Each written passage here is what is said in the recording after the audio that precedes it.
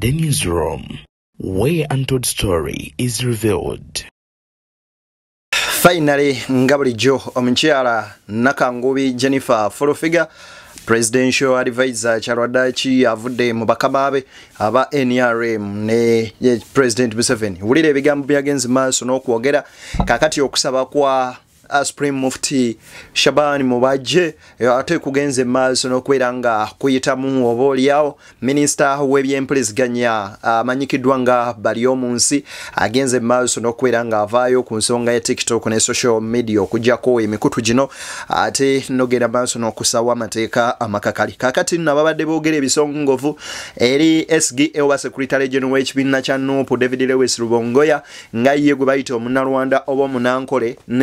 namawanga amalala okujja okwesimba mu Kampala Central agenze maaso n'okwera nga jawo obumulumulu obwo. Kakati n'ekibiina kino ekipya ekitwereddwawo n'ekigenda maaso n'okubeera nga kiwandiisibwa mu bunnambiro era n'ekigenda maaso n'okuba nga kiweebwa ate oboolyawo olukusa olutuuka n'okubeera nga kitongozebwa kye bayita People Power Front PPF. Musajja mukulu Honorable Kakembo avuddeyo ate ku bya musajja we Mathias Mpuuga alumbye Ebuvanjuba nebugwanjuba ewaka wasigala we wasinga. Beyond the Newsroom gwe mukutu ogukuleetera ekyo ekisinga katiranga naffe ng'oyita ku noti 771 453 68 ne noti 744 26 45 na bino bikulu tetulanga bafere tetulanga basawo ba kinnansi n'abagwa mu koowa eryo mwebale kutuwagira. Thank you.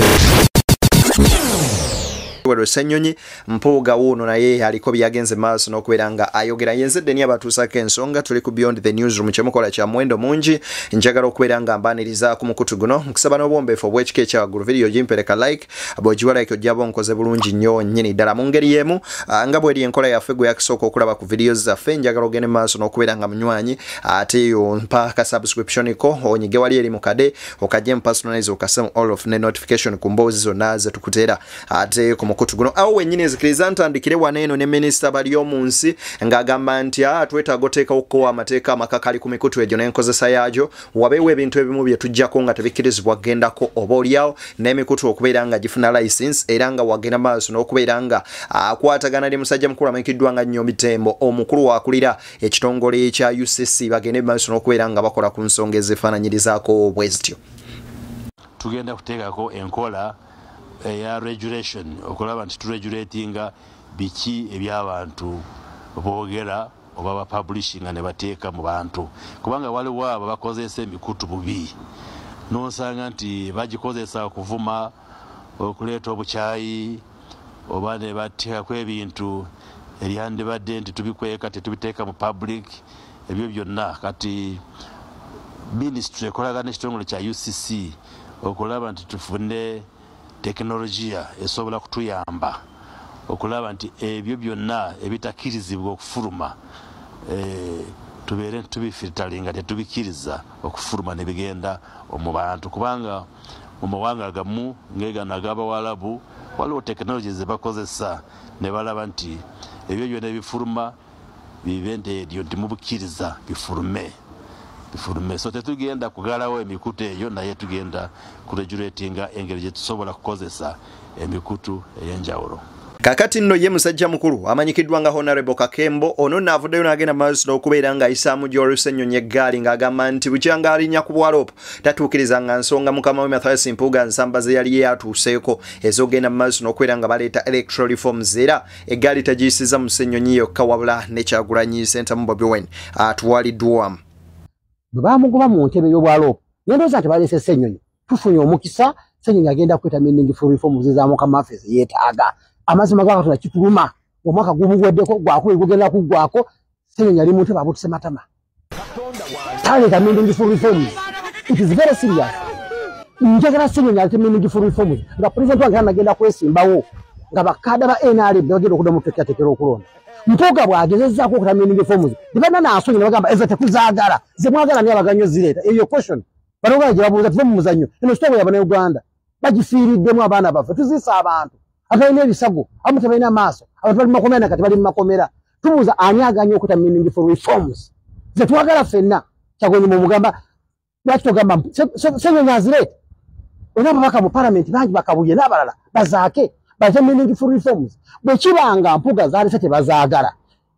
kiba kya busiro ogamba kati zigende okujjako nga tomanyi parliament bwekola parliament ekola etya nti gwe bw'oleta reforms zange nze gakakemo nendeeta bill ku parliament ewe bw'omukisa buli omu n'agidiscussinga buli mbaka wa parliament wa ddembe okujjamu oba okwongeramu ku amendment you can amend the bill mu ngeri gy'okola ki gy'osobola abagezi abagunjufu bandibadde bagamba tufunye omukisa mpuuga aleese reforms ze twagala kati nga bwazireese ffe ogwaffe tugenda okukola abasajja bakyagulanyi kukola nnongoosereza nozo zakoze eki zaleese bwabanga zaleese tetuzaagala ffe katuteekemu ennungi tugambe ti wano kolamu amendment tekamu kano akawaayiro yongeramu kakulozi kano yongeramu kakulozi kali tutyoka okugenda okulonda nga kyamazima bwe byali 221 kiba 226 kakati yenno munnakibiina kya NRM Nakangobe Jennifer Furufiga ayogeredde aba NRM n'abagamba ku myaka 40 lwaki mulemu okubeera nga muzimba ekitebe nga n'ekyagulanyi yakajja ne Nuupu mu myaka just yena alina ekitebe kye kikyo wekirinaga abana muleka okumenya President Museveni n'okumuswaza nga una wadde kyagulanyi n'abakulu aba Nuupu ebimuli byabwe n'agamba nti weewaawo at least tulina kye tuyinza okubeera nga tuba creditinga nega lwaki movement ezimba kitebe basula uwo bakolera uwo muswala namwe mwogere kibali mukikyo amulimba abantu bwe nabogera ko bajja ko ngobisa wano baleke bakama bange tebanyegwako tebenda muntu abageme era kyagwanya kizemu omusajja namugamba faba akajja emyaka ena tulina ekitebe ekyaffe naye mu emyaka 40 enali mu myaka 40 agamaze mbuyinza naye bali bapangisa nengamba nfudde sagala kuyogerako ebyo kubanga ojjako ngobye bakama bange naye mu buzimbe ekitebe basajjamu banaye Museveni mumumenya tata wange Moses Museveni kimale mutekera tulina ababaka bangi mu parliament sente eziva mu parliament nemutunula ettaka letugula nti lya NRM wadde awantu awo wenyini bagulewo awo wenyini bajja kuduumulawo bo benyini Wana wa bilioni 2 wajaga bilioni 8 obamanyi bayagala nnyo bazikuba enjawulo ne babeko kibakola kakati yo mwegezi w'ekibiina kino ekya National Unity Platform Secretary General w'ekibiina kya National Unity Platform David Lewis Lubongoya akedde ku makyo olwaleero n'avayo n'ategeeza eggwanga nga bwagenda okwesimba obutereevu ku kifo ky'omubaka wa Kampala Central waneeno nno wabadde ebibuuzo bingi nti omusajja omunankole oba omunnalwanda ajja atya okwesimbawo mu Kampala lwaki taddayo ewaabwe embalala n'agenda mu maaso n'okubeera nga yeesimba eyo ku bukojja bwe lwakiri ne tugenda mu maaso n'okumanya nti oba oliawo ne Nuupu efuna obuwagizi okuva mu bitundu bye yategeezezza nti obuwagizi Nuupu bw'olina mu bitundu by'eggwanga ebyenjawulo bungi kyova olaba balina strategies nti at least ku buli kyalo beetaaga okubeera ng'era balinako ababaka oba oliawo okuviira ddala ku LC1 nga bagamba omulimu ogw'okutambuza enjiri y'ekibiina gwo gutuuse ewala nnyo kyova olaba Kyagulanyi tewaliwo we lyagenze nabulwa abantu nga bonna bakuŋŋaana ng'era balaba nga y'essuubi lya Uganda. Bibino ebigambo bya musajja mukulu amanyikiddwa nga David Lewis Lubongoya. Kati ensonga for example ey'okuvaayo nenangirira sebe gye buvuddeko navaayo nenangirira ntigenda kwesimba ku bubaka bwa parliament bwa Kampala Central era kankusa omukisa guno okuddamu ekyo ekibuuzo ky'obuuzizza nti first of all kati nganze mpangalidde wano almost emyaka 2 ntera nnyo okweyogerako nga nsi yaleeta kubanga abantu baffe abazadde bange nze ndi munyolo ndi musajja munyolo kati naye taata ne maama bansinkana Mwankole nenkulira ebbanga lya myaka almost 2 kati mbadde mu Kampala wano nga gye mpangalidde wenzalidde abaana emirimu gyange giri wano n'ebirala bwe bityo kakati bw'oba olaba ebyo ebitundu byonna byonna wa awatuufu olina okukiikirira bw'oba wakubeera honest kubanga abantu owangalidde emyaka almost 2 kiba kitegeeza ebizibu by'abantu bitegeera bulungi nnyo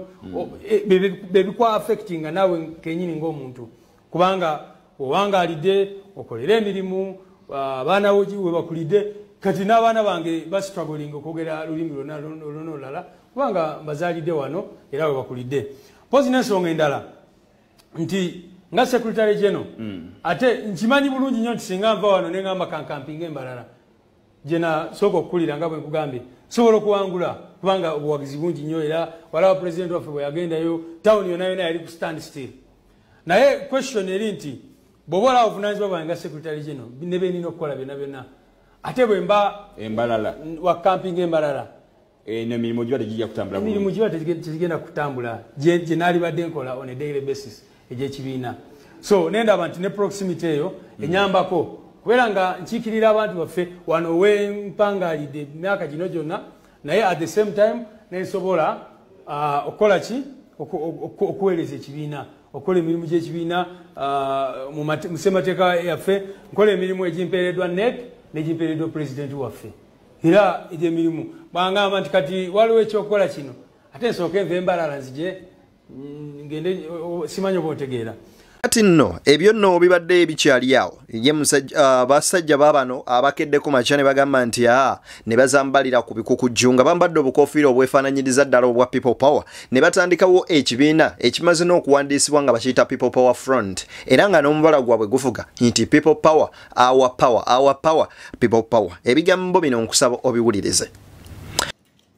omubala gwaffe gugamba people power our power. Era kase baganda bange bano tuyimirire tubakubiremu omubala ogwo mugule bwe guvuga. People power! Our power! People power! Our power! Our power! People power! Ra! Cha! Fellow Ugandans, ladies and gentlemen, all protocol observed, we here for the inauguration promotion of People Power Front. I do welcome everyone. Nja kusoko kwetonda olw'obudde banamawulire babayiseeko essaawa nga zikyali naye wadde ebiziganyiza ne twakutandika tuli wano mu kutongoza oba mu kubanjulira ekibiina ekimaliriza emisoso wadde kibaddewo naye kimaliriza emisoso gy'okwewandiisa kyetuyita People Power Front. Kusokera ddala nja kwanjula ttiimu gyetulinayo wano ku budde buno, then oluvannyuma sekretary general w'ekibiina ajja kuba nga atuusa mu lunaku. Embeera bwete ejja erabikako naddala nga tugenda mu kaseera k'ebyokulonda ebibiina bingi bigenda maaso n'okutondebwawo oba oliyawo nga biri mu lubulwe lumu n'ebyo bigenda maaso n'okuvuganya gavumenti olw'okubeera nga bateekawo oba oliyawo kibuzaabuza nga n'obubonero bwefaananyiriza n'ebibiina ebirala bwe biti. Wabula kineno kinajjukirwa nti guno si gwe mulundi ogusoose okulaba ebibiina ebyefaananyirizaako bwe biti n'abantu nga bateekawo ebisinde ebiringa bino. Kakati awo wennyini nzikiriza tugende ku musajja mukulu amanyikiddwa nga Mathias Mpuuga Nsamba ng'ategeeza nti abanywanyi munneegatteko bwegazi tukole electoral reforms ng'agamba nti abo abanantegeera bajja tegeera amakulu g'ensonga gye ngenda mu maaso n'okubeera ng'oyogera newankubadde abamu bamuyita bitaano era finito bw'ati agenze mu maaso n'okwogera ebigambo bibadde bingi mu musajja mukulu ono nkusaba tubiwaakadde oba oliyawo tubiwulirize sinakindi tuyinza obijjamu ekikulu. Omulimu guno si gwange nga muntu, nze ni Mugabe wa Lutabaalo. Okimanyi bulungi nti DA erimu ebibiina by'obufuzi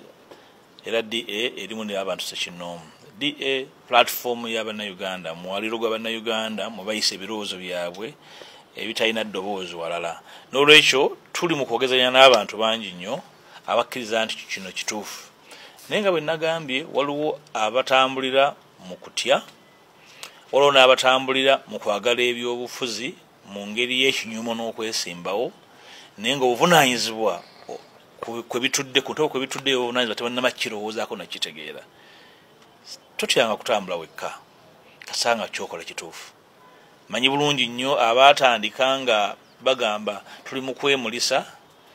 ennaku zino bamira mango tabagamba kitukola kyekituufu. Ndoza olugendo tujja tutambula mu bumalirivu ate tujja genda tuwuliziganya. Sina buzibu kwogera na muntu gwe sikkaanya naye kasa tubanga twogera ku nsonga eziri on principle. Nina comfort okumanya nti sikkaanya nawe Kiwanda ku nsonga nyingi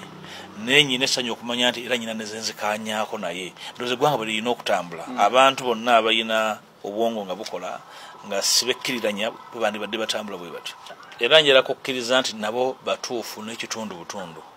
babanga bagamba nti gamala olugendo kiri batambula okulaba negateekebwa mu nkola kwogerako bwogezi. Ndowooza nti ensonga ezimu ze tuli mu kwogerako mu DA si z'amateeka, ensonga ezimu za kukkaanya ku kiki ekirina okukolebwa. Si buli kintu kyetaaga okukyusa amateeka oba okukola amateeka amapya, naye n'okukkaanya ku bikkirizibwa n'ebitakkirizibwa luba lugendo lulina okutambulibwa nabyabufuzi. So si buli nsonga nti twagala amateeka gakyuke, nedda n'ekyokukkaanya nti kino tekikkirizibwa kino kikkirizibwa. Ona bwe Kiwanda yogedde bulungi nti baateeka emikono ku kiwandiiko kye bayita commitment ekya peace pledge. Peace pledge etegeeza nti buli muntu yeewaddeyo okutambulira mu nkola ewa bannayuganda emirembe. Ekimu ku bubenje obuyinza okubeera mu byobufuzi kwe kutiisa n'okuteekawo embeera etiisa abantu bagenda okwetaba mu kalulu. Kikulu nnyo okusayininga peace pledge naye ereka ekibuuzo mu kkubo nti nkola ki oba framework ki egenda ogitekesa mu nkola. Mzedde niya kutusako ensonga njagala okubeebaza mwebalegena mansi n'okutugoberera kyemukola kya mwendo mungi nnyo nnyini ddala. Beyond the newsroom tusinkane mu mboozi endala mpitirivu ze tutuyaleeta ate tukwata akalimiko kyokola ekyo kyekisinga okubeerera ddala munywanyi y'ekyomuwendo.